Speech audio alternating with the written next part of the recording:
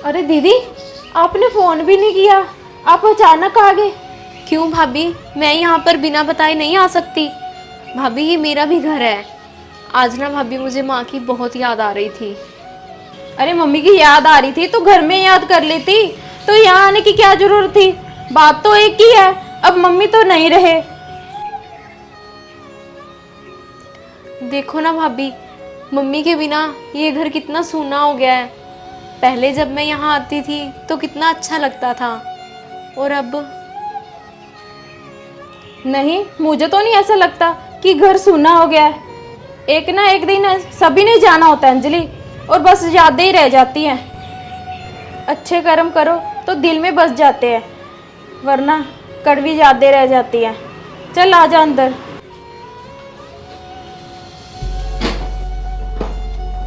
अंजलि तू बैठ, मैं तेरे लिए पानी लेकर आती हूँ।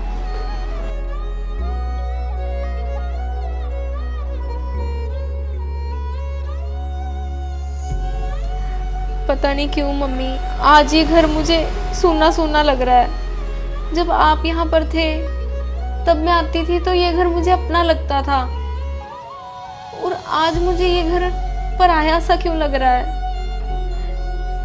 आज मम्मी आपकी बहुत याद आ रही है। ऐसा क्यों होता है मम्मी? क्या बेटियों का मायका सिर्फ माँ से ही होता है? माँ के जाने के बाद क्या मायका खत्म हो जाता है?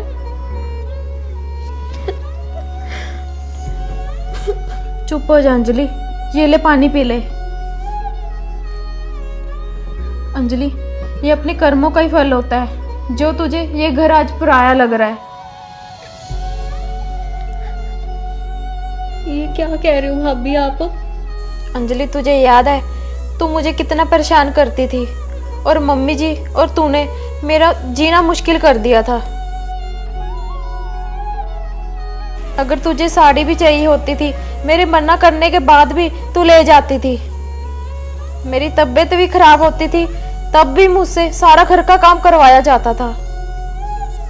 और तुझे क्या क्या याद कराऊं अंजलि, मैं तो अपनी मर्जी से अपने मायके भी नहीं जा सकती थी। अंजलि, तूने और मम्मी जी ने जो मुझे दर्द दिया है ना, मैं चाहकर भी भूल नहीं सकती। भाभी, ये सब कुछ क्या कह रहे हो आप? मुझसे और मम्मी से इतनी दर्द और तकलीफ थी आपको? हाँ अंजलि, तो ये बता, तू कितने दिन के लिए यहाँ पर रहने आई है? क्योंकि तेरे और मेरे रिश्ते को अब दिल से मैं नहीं निभा पाऊंगी। भाभी, अब मुझे समझ आ गया कि यहाँ पर अब मेरी कोई जगह नहीं है। आई तो थी 2-3 दिन रहने के लिए, पर आपका व्यवहार ऐसा है, शाम को ही चली जाऊंगी भाभी मैं। तू अब आई है अंजलि, तो रुक जा। तुझे ना याद रखना चाहिए कि माँ के बाद ना भाई भाभी से ही मायका होता है। यदि ननद भाभी का प्यार हो ना, सदा मायका बना रहता है। भाभी, मुझे माफ कर दो, ऐसा दुर्व्यवहार मैं अब कभी नहीं करूंगी। मेरी शिकायत करने की आदत की वजह से आपका मन दुखी हो जाता था। अब मेरी भाभी यही कोशिश रहेगी कि कभी भी मेरी वजह से आपका मन दुखी ना हो। मुझे माफ कर दो भाभी। भाभी, आज मैं सारी कड़वी बातें भुलाकर एक नए रिश्ते की शुरुआत करना चाहती हूँ। आने वाले कल के लिए मुझे मायका चाहिए भाभी, ताकि मैं आपके दिल में अपनी जगह बना सकूं। मुझे माफ करोगे ना भाभी आप? क्योंकि भाई भाभी के रहने से हमेशा मायके की दहलीज बनी रहती है, और जिस बेटी का मायका हो, ससुराल में भी उसी की अहमियत होती है।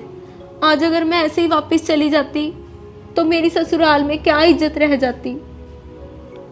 हाँ अंजलि, इस नए रिश्ते को निभाने की ना मैं पूरी कोशिश करूंगी।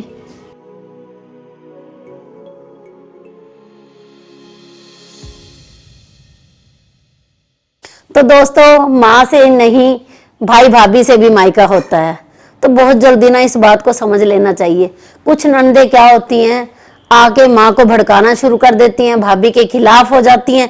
जब वही माँ नहीं रहती तो उनको घर अपना नहीं लगता। तो उसका सबसे बड़ा कारण यही होता है कि वो भाभी के साथ दिल से जुड़ी नहीं होती। यदि अपनी भाभीियों के साथ प्यार बना के रखोगे ना, तो माँ के जाने के बाद भी मायका आपको सूना नहीं लगेगा। तो आप लोगों को हमारी ये छोटी सी स्टोरी कैसी लगी, अच्छी लगी तो इसे ज्यादा से ज्यादा शेयर जरूर कर देना। और एक बात और, हर लड़की को याद रखना चाहिए कि यदि मायके में इज्जत मिलती है ना तो ससुराल में भी तभी इज्जत मिलती है। बहुत सारी लड़कियां ऐसी हैं जो मायके से भी दुखी होती हैं। कई बार क्या होता है, मायके वाले सपोर्ट नहीं करते हैं, कुछ घर या कुछ फैमिलीज मैंने ऐसी भी देखी है, तो उनकी ना ससुराल में पूरी तरह उनको इज्जत नहीं मिलती। ससुराल में कुछ ताने तो उनको मिल ही जाते हैं मायके के नाम पे। तो आप लोग अपने ससुराल और मायके के अंदर भी एक संतुलन बना के रखें। तो स्टोरी अच्छी लगी तो ज़्यादा से ज़्यादा शेयर कर देना। और आप सभी लोग मनचंदा फैमिली व्लॉग और अंजलि मनचंदा फेसबुक के ऊपर और यूट्यूब के ऊपर आप फॉलो कर लीजिए। बाय।